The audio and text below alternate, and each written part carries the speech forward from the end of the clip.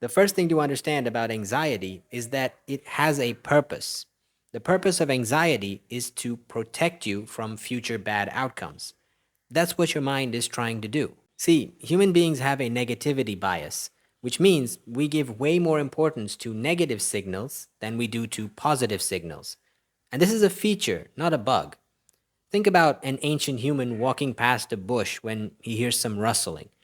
If he assumes it's a lion and leaves immediately, that guy is more likely to survive. Yes, it's true, 9 times out of 10, or even more than that, it's just going to be the wind or some such thing. But the one time it was a lion, this negativity bias has saved his life. So, evolutionarily, there was a selection pressure for humans to give more importance to negative signals than positive ones. It's supposed to be this way. The issue, though, is that in the modern age, a lot of that doesn't really apply anymore, and we inappropriately activate those mechanisms. The root of anxiety really is a feeling of lack of control about future events and consequences.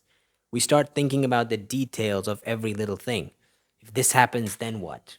What if that happens? And so on. The problem is that you're thinking excessively about the future.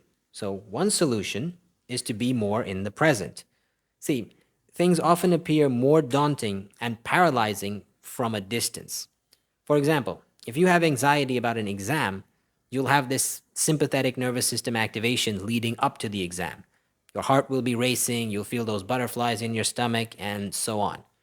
But notice, the moment the exam actually begins and you dive into the activity, the anxiety usually tends to dissolve away. So it's the thinking about the thing in the future more so than the thing itself that is the source of anxiety. As Seneca once said, we suffer more in imagination than in reality. This, by the way, is the reason that substance use is a common way that people cope with this. It forces your attention away from ruminating about the future. It's not exactly a healthy way to cope, but this is why it works. You're just not thinking about the problem anymore. There are healthier ways to work on being more present, of course. Breath work, various forms of meditation, focusing your attention on sense perception inputs, etc. When you have anxiety, being more present is often easier said than done, though, because many times the mind ends up running out of control and starts thinking about every possible if then scenario it can conceive of. If this happens, then what? If that happens, then what? So, before you can escape that cycle, you'll often have to find a way to dampen the emotional effect that this is having on you, because it can paralyze you from even being able to attempt to be more present. One fairly effective way to do this is venting, catharsis. Just putting all of your thoughts about what you're worried could happen, all your what ifs, so to speak. What if this happens? What if that happens? Putting all of that into the form of words and expressing them can help reduce the emotional load that they exert on your mind. This is why talk therapy can make people feel better. It's why venting to a friend can make people feel better. It's why things like confession in Christianity helps people feel better.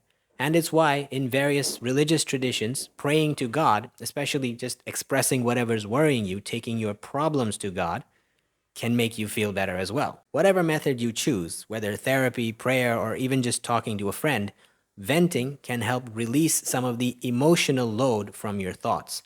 It won't solve the problem, but it'll give you enough room emotionally in your mind to at least be able to attempt to figure out how you can deal with it. If you do all this though, and you still feel like you're unable to make a dent in the uncontrollable storm in your mind, then, if it's this severe, you may need medication just to get you to a state where you're then able to do the inner work needed to ultimately solve the problem. The real solution, ultimately, though, long term, is to accept that outcomes are uncertain and to stop trying to control them, because you can't, and to trust that whatever happens, you're going to have to deal with it as it comes.